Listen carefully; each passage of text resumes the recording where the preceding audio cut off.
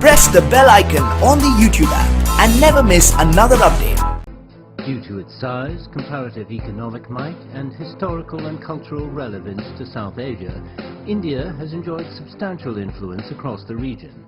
How will India continue to manage its influence in South Asia in the face of protectionist policies and political tensions?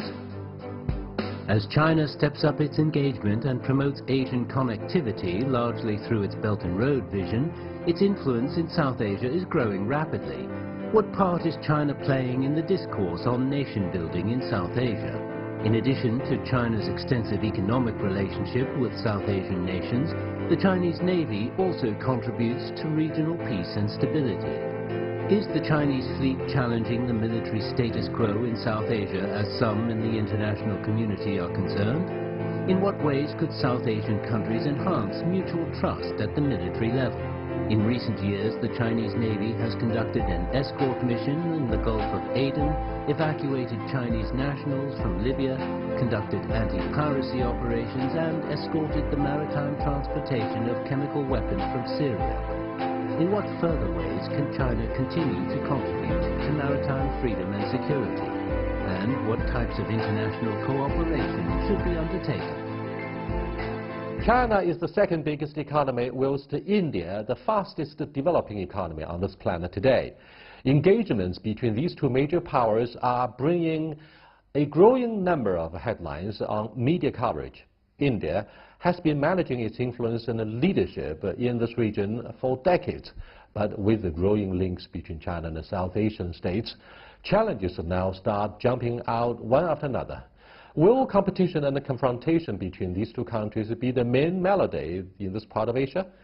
What are the opportunities and challenges faced by South Asian nations? To unpack the stories in this area, I'm happy to be joined today by Mr.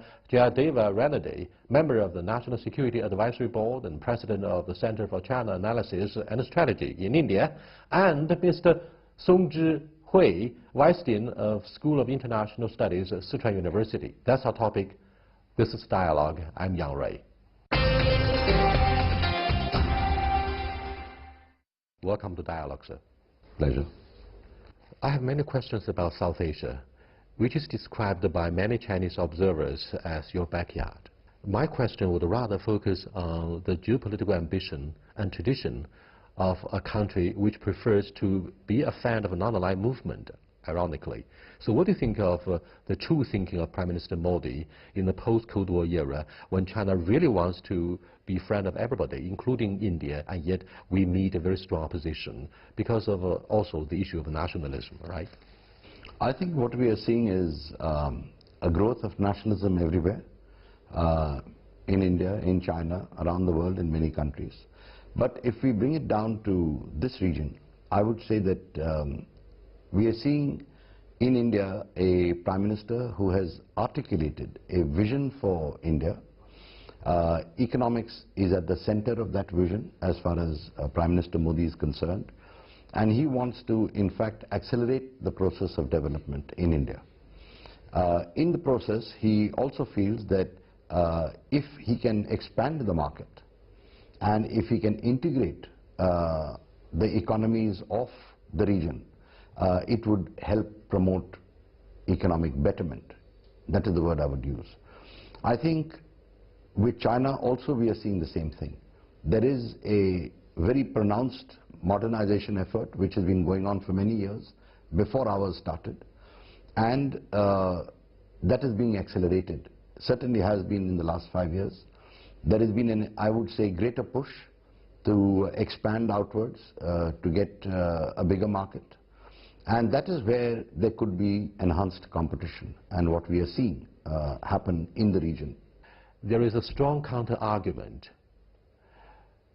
On the one hand, India wants to push its national interest through geopolitical links, using enormous influence on Sri Lanka and Nepal, but without giving serious regard to the economic integration.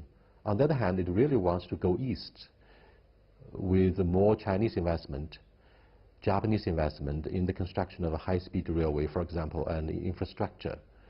So their policy does not sound as economical as what Mr. Ranadi says. What's your take? Okay, that I understand the Modi government studied that acting first was looking east, and now they're act east right now, and this is quite in line with China's efforts to start that BCI, Bangladesh, India, China, Myanmar. This is an economic corridor, which our Premier Li Keqiang initiated with your former Prime Minister Manmohan Singh in 2013. I think it's something very good, not only for the two countries, but for the region. Here, like I mentioned, that Myanmar and Bangladesh, this is the place that we, as our two, in China, India, should work on that.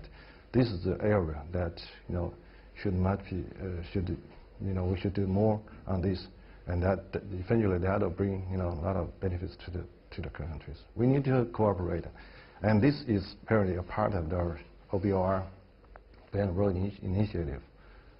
We have lots to do on this. However, one major obstacle that gets in the way of our establishing the presence through Belt and Road Initiative is Kashmir, and India makes no secret about their anger. They say the China-Pakistan Economic Corridor will go through Kashmir, which is allegedly your territory. So India refused to participate in the Belt and Road Summit in Beijing. That surprised many of the Chinese who pinned hopes on the performance and brilliant contributions of Prime Minister Modi. What do you think of the future of economic integration between China and India in the context of South Asia? Because we cannot bypass South Asia, neither could we bypass the Indian Ocean, which once again is taken by some of the nationalist media in your country as the backyard, and with zero tolerance for China's military presence there. Well, you rolled two questions into one. Let me just talk about this Belt and Road Initiative which you referred to. I think there are two issues here. The first is the Belt and Road Initiative itself. India's opposition has not been to the concept.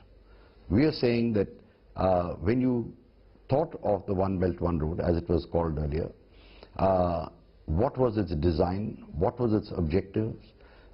In India, we are not clear of what exactly is meant. So I think there is room for discussion there. If we sit down and talk about how it can benefit us, what the plans are, possibly we will find some meeting ground. I'm not saying we will, but we possibly can. As far as the China-Pakistan Economic Corridor is concerned, that is a problem. It is a project which China announced. Of course, there are various figures on the value of the project. But as you pointed out, it goes through Pakistan-occupied Kashmir, it goes through Gilgit, it goes through Baltistan, where India has had sovereign territorial claims right from the beginning. China itself accepted the claims, and in fact, China has maintained, I would say, a policy of ambiguity on the status of these areas over the years. Initially, it also said that as and when the issue is resolved, it will discuss it with the concerned country. That seems to have changed with the China-Pakistan Economic Corridor. And China has now put its money where its mouth is, if I may say, and gone in with the project. It has also led to consequences which impinge on us, which impinge on our sovereignty, in the sense that Pakistan is now trying to change, going against the past practice. It's trying to integrate Gilgit and Baltistan more into the Pakistani Federation, thereby changing de facto the borders on the ground. So these are the consequences of the China-Pakistan Economic Corridor, which is why there is Indian opposition. How it can be resolved, what can be done, I don't know. We'll have to think about it. But certainly there are also military connotations there. So these are the factors that come in onto this. Why do we still have the issue of mistrust between New Delhi and Beijing? Is that also because of history?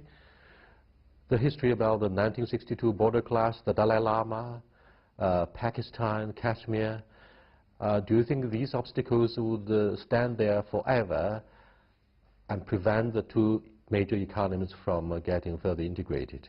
And do you think that will prevent China from moving into the market in South Asia? I think that there is a mistrust between China and India. Is of course both because of the history and the present situation here now. But the politicians talk smart about mutual trust. 99.9% of the history, we didn't have any problems. Not a single bullet has been fired since 1962 across the border. Troops were just pushing each other rudely. They didn't use live ammunition. I mean, basically, the two countries don't fight each other. They don't want to fight each other, and yet the mistrust still exists there. Why? You're right, because, if you look at the history earlier before that, we had a we call the honeymoon decade, between China and India. We say that the Hindi pai, right now. And now here, that was that happened in the Cold War. In the Cold War, there are some outside reasons for that. So when the Americans, and the Soviets in the 1960s, so there's some outside political reasons, geopolitical reasons, that had created the problem between China and India. So this is from the history perspective.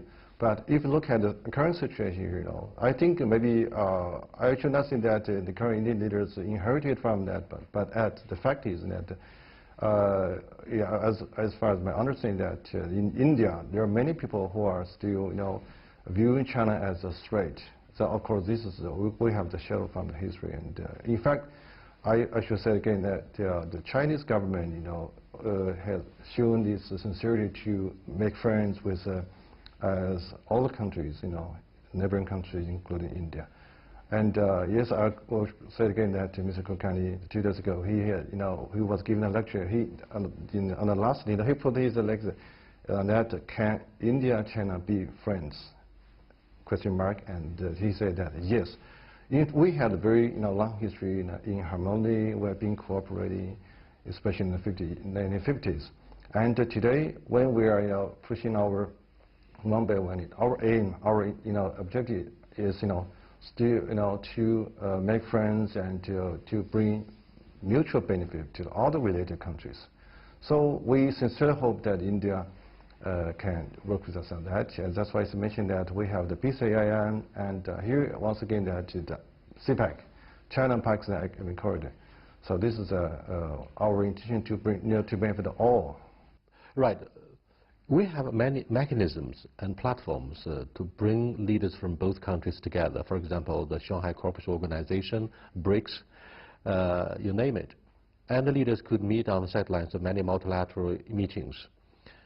Do you think gradually through the platform of geoeconomics, forget about the geopolitical rivalry, the two countries would come closer and enjoy the benefits of co-prosperity?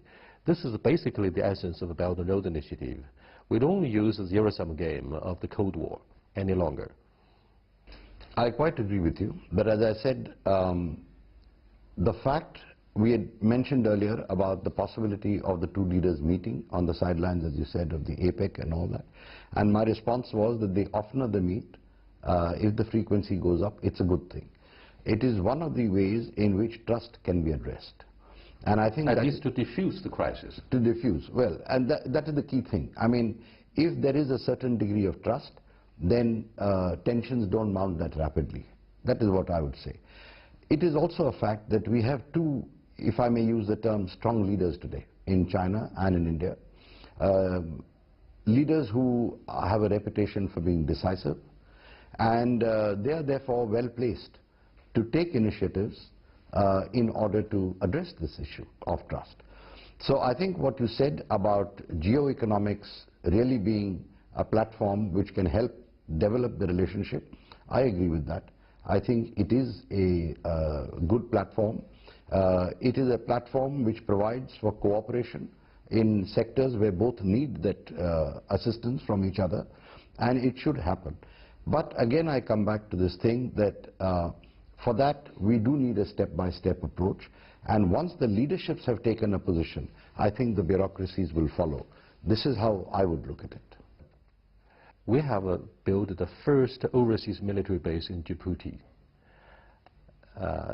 In the context of the Pearl theory along the coastline of the Indian Ocean, as the Indian media put it, this is a war game. This goes against the national interests of India.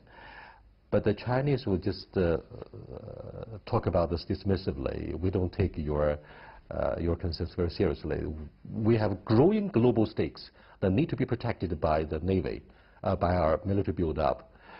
I'm afraid our Indian friends cannot understand the Chinese concerns and the legitimate concerns in this regard. What's your take?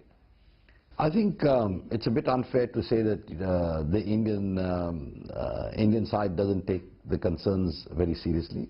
I think they are aware that China has expanding interests. They have workers in various places. They have projects in various places. So certainly they need a capability to look after those interests.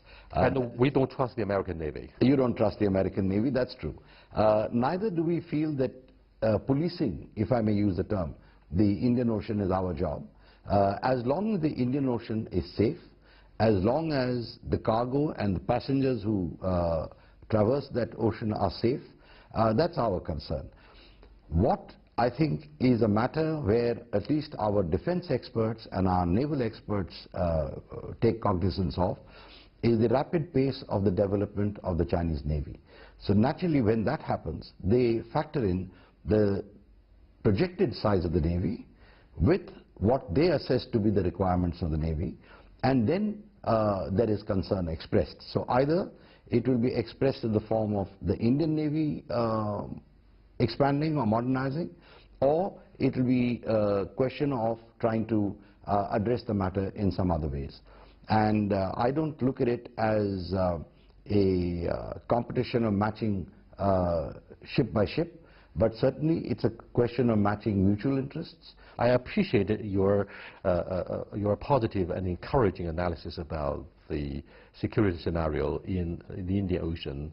There won't be necessarily an open confrontation between the two navies. By the way, 3 major fleets of China are deployed elsewhere, not in the Indian Ocean. That somehow showcases China's confidence and sense of security in this area. But it is exactly our sense of relief that has puzzled people like me. Why should a joint naval exercise took place between India, Japan, and the United States? It's codenamed Malabar. It seems to target China. And whenever our submarine appears allegedly in the Indian Ocean, there was immediately an uproar in the media fanfare. On the Indian side, they would call, oh, the wolf is on the doorstep. So China was taken aback by this kind of sensational headlines. What do you think of our military presence in the Indian Ocean? Okay, first you mentioned that we call it, we should not say that the Djibouti's military base is different from that of the US and other countries in the overseas military bases. It is our logistic support base. Okay, it's a base, but logistic, So because we have that Navy is escorting the ships here in the Yadin Sea, right? The Sea of Yadin, and so this is different. One thing, and you mentioned about that the exercise, the drills in the Malabar in Indian Ocean. I think there's some outside reasons, from the US, from Japan, and even from Australia. I noticed that the Americans, they have their way to do that, with the Japan, just to trying to attract India to work with them.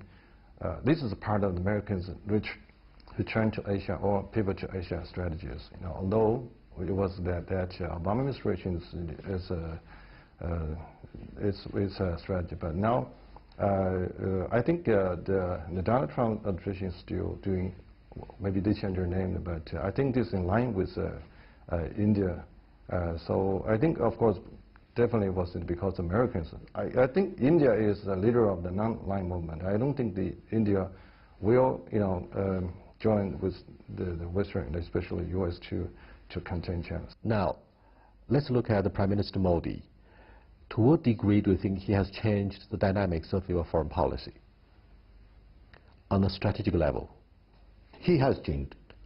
From the time of his swearing in fact, he has outlined the perimeters of the areas of strategic influence that India hopes or has interest in. And you can just see that by the people whom he had invited. After that, the visits that he has undertaken to Kathmandu, Bhutan, etc. So that's one part of the policy outreach that he has done. The second are the overtures that he has made to China. I think that his economic interest was very clear, that India has huge needs, particularly in infrastructure, and he was hoping for Chinese investment and interest in that sector. And the third is, of course, that we are trying to consolidate, Modi is trying to consolidate the relationships that we have with US, with Japan, etc., in order again for the technology, for the capital that these countries represent. So I don't think it's just a question of looking at it from a negative point of view. It is a question of what is in India's interest, which we are trying to seek. If I can just mention that we were referring slightly earlier to the Navy, to the maritime domain. It has some relevance to this. Instead of just looking at it as a Malabar exercise which involves the US, us and Japan, the scope can be expanded. China can join. I mean, if not Malabar, we can have an India-China Have you given the invitation itself. to China? Well, I don't know. That's the two governments who are to discuss, not me. But I don't think that from India there will be any objection. In fact, there was a statement some time back saying that India and China can also look to joint exercises, and why not? There are both. They both got navies which can exercise in these areas. So I think that's another way of looking at it. We should not look at India's reaching out to these countries or trying to, if I may use the term, reinvigorate the relationship with these countries as directed at each other. Of course, it opens the room for maneuver. It increases the room for maneuver.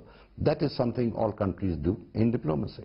Perhaps we have overreacted to the diplomatic maneuvers undertaken by Prime Minister Modi since he took office, because at least India has not yet got the necessary economic resources to shore up their diplomacy at this moment, but in the future probably. And therefore China should take it easy and don't use the mindset of zero sum to gauge, to judge their moves. This is a reflection of the Chinese confidence, right? I think to a large extent, Mr. Modi, Prime Minister Modi, was reacting with the Western countries, like it was the US and other countries, who are inviting them to do this way. And I don't think Modi himself, will contain China in his policies, right? And I think so. We should, do more, just on many questions, just like APEC and we should do more just to build up the mutual trust, and this is very important because we are, especially our two countries, were lacking this is the mutual trust, and I think this is because of some outside reasons. We should, we should trust each other. This is very important. And if you look at our OBOR initiative, and we are very sincere, and there's no need for the Indian government, for Prime Minister Modi, to have this, in his mind, for the mutual trust. We are very open. We are very sincere with all over the country, including India. Do you expect the Chinese Navy to establish its solid and formidable presence in the Indian Ocean simply for the protection of freedom of navigation? And do you think one day, instead of adopting zero-sum game, the Indian side will tend to join the naval exercise instead of excluding or rejecting China, which might be counterproductive in reinforcing our suspicion that you take this part as your backyard? And that will also cause a strong rebound from your neighboring countries like Sri Lanka and Pakistan. Firstly, I don't think that the situation in the Indian Ocean today is such that requires a major either Chinese or other naval presence. The anti-piracy operations have by and large been successful. Piracy has come down to a record low level. So I don't look at it as essential. As far as exercises are concerned, as I said, it is something that I think both countries should look at. Joint exercises, China and India. It is something that would be, I mean, I don't like the term, but confidence building measure. It is something that could be explored. It's something that has no downside to it, as I can see. As far as the Chinese posing a threat, I doubt if that is the way I would look at it, and which is why the maritime Silk Route also, which you made an oblique reference to. I mean, I really don't see what is new about it. The ports are already existing, the sea routes are already there, people are already traversing that thing. So what exactly is the concept? I'm afraid I am not aware personally of the details of that. Against the background of the Doklam crisis, I read one article by an Indian strategist. He says, whether we're going to have a peaceful solution to the Doklam crisis will decide the perception of the Indian government about China and the bilateral relationship. If you decide to use force and to have a military solution, then we would switch to a more hostile strategic policy. Having said this, do you believe whether we have the quiet waters or choppy waters instead in the Indian Ocean depends on the confidence building measures like seeking more diplomatic solution to the Kashmir issue or border negotiations? I don't think we should ignore Doklam, since you raised it. It is an issue that has come up. Was it a barometer? I think in a way it indicates a change in the relationship that exists. For the bad or good? Well, I would not say good or bad, but it is a change. It was not a positive development, but it showed that there were cool minds on both sides. It showed that, and that is why again I come to the thing about frequency of meetings. It showed that it was possible to settle something that was beginning to get out of hand. I personally don't think that it would have been war, but one doesn't know. But I think it was well resolved. It is we should draw lessons from it. We should understand that we should not allow a Doklam kind of thing to happen. And the way out is, as I said, cooler minds and continuous meetings. Thank you so much for being with us. Thanks a lot. Thank you.